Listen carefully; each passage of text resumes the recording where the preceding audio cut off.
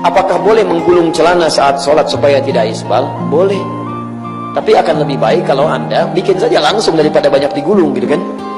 Itu aja persoalannya. Tapi isbal ini Anda harus teliti lagi. Jadi hadis-hadis tentang isbal ini itu ikhtilaf di kalangan ulama. Tapi sebanyak-banyak hadisnya tersimpulkan dalam tiga hal. Nanti kita bahas dalam fikih ikhtilaf. Ya, yang di KBP itu, ya. 3 hal. 1, hadisnya menunjuk kepada ketawaduan, rendah hati. Ya, karena di Arab itu dulu sampai sekarang, kalau ada orang yang menunjukkan kesombongan karena meningkat strata hidupnya, ya, baik dari hartanya ataupun kedudukannya, maka di antara cirinya kalau laki-laki dia gunakan pakaian yang cukup melonggar ke bawah, musbil, melebihi batas mata kakinya. Ya, silahkan Anda cek tuh, raja-raja apa-apa macam-macam, umumnya pakaiannya akan begitu. Bukan berarti sombong, bukan. Ada yang menunjukkan bahwa status sosialnya tinggi. Beda. Kalau perempuannya dia gunakan perhiasan yang berlebihan. Gelangnya dia pakai di tangan, di kaki, kalau jalan kicik gitu kan. Nah, itu terdengar bahwa dia sedang meningkat status sosialnya. Tiba-tiba Nabi sedang kumpul, lewat orang, pamer, ingin menunjukkan diri bahwa saya sedang naik di status sosialnya. Kata Nabi keluar kalimat, orang yang pakaiannya melebihi batas mata kakinya tempatnya di neraka. Di neraka tempatnya. Abu Bakar itu terkejut karena pakaian beliau itu di bawah mata kaki. Fisiknya itu kurus, Pak. Ya, seperti saya lah gambaran begini, sering melorot gitu kan.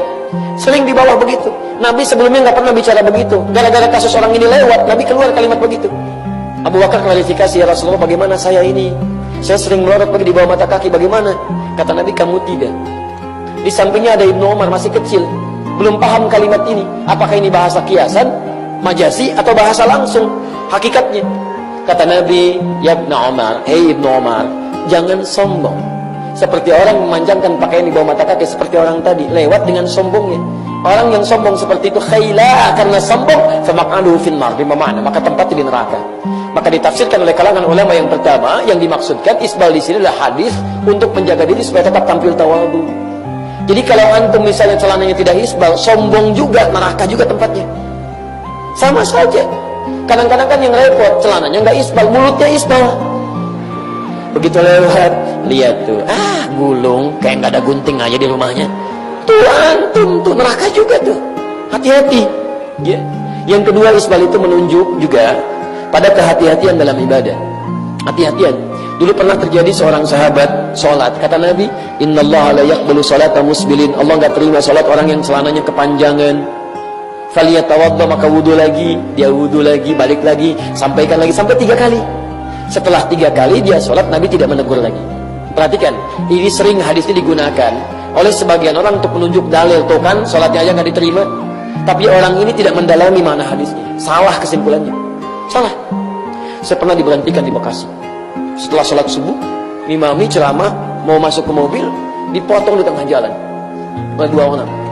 Tokoh, satunya sekretarisnya. Ustaz, mohon maaf saya ingin tanya, menurut Ustaz bagaimana hadis tentang Allah tidak menerima sholat yang celananya isbal? Masya Allah, maksudnya Ustaz celananya kepanjangan, sholat kita nggak diterima tuh, gitu kan? Dengan bahasa yang lain. Oh, akhir karim, hadisnya di sini kan? Oh iya, di hadis Sholihin Ustaz. Baik, saya punya beberapa pertanyaan saya bilang sebelum kita simpulkan.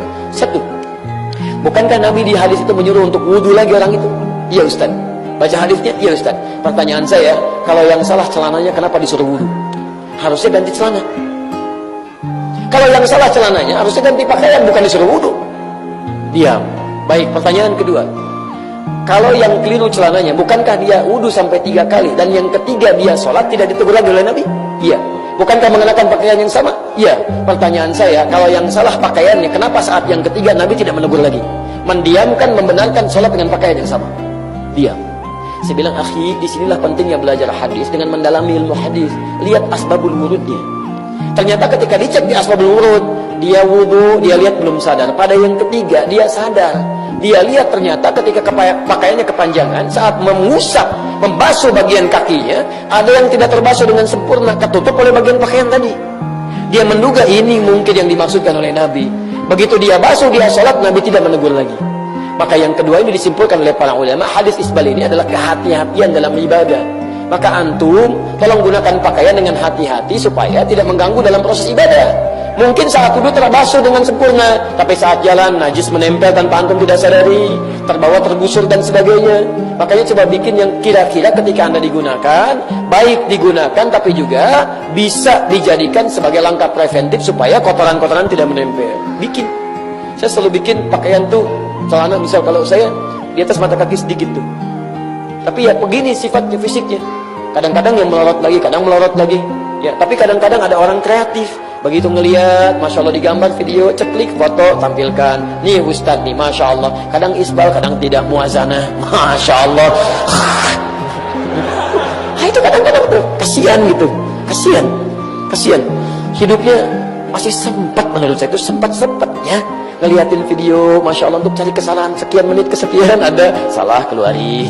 La haula wala quwata illa billah, ya. Alhamdulillah gitu kan, masih ada perhatian. Alhamdulillah kalau benar kan kita koreksi. Maaf, saya salah di sini, tolong tinggalkan pendapat saya. Yang benar yang ini kerjakan. Gak ada masalah di situ, ya. Tapi ya harus juga ditempuh dengan cara yang benar supaya jadi baik di situ.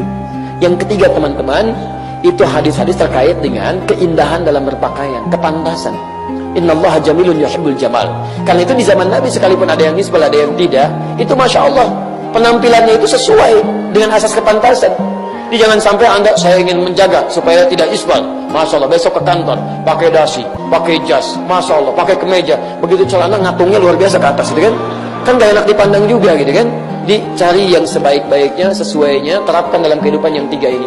Karena itu ada yang ingin ketat, saya ingin selamat aja deh, cari yang selamat, saya gak mau isbal. Jangan dipersalahkan, itu pilihan, jangan saling mencela. Karena itu pilihan, dia mengambil hadis untuk yang paling ketat, dia tafsirkan itu. Tapi juga jangan mencela orang yang barangkali ya menurut dia pantasnya dia tidak isbal, dia isbal misalnya, jangan dicela juga. Dan dia Masya Allah ketika mau sholat dia bersihkan, dia gulung supaya nyaman. Nggak usah saling mencela.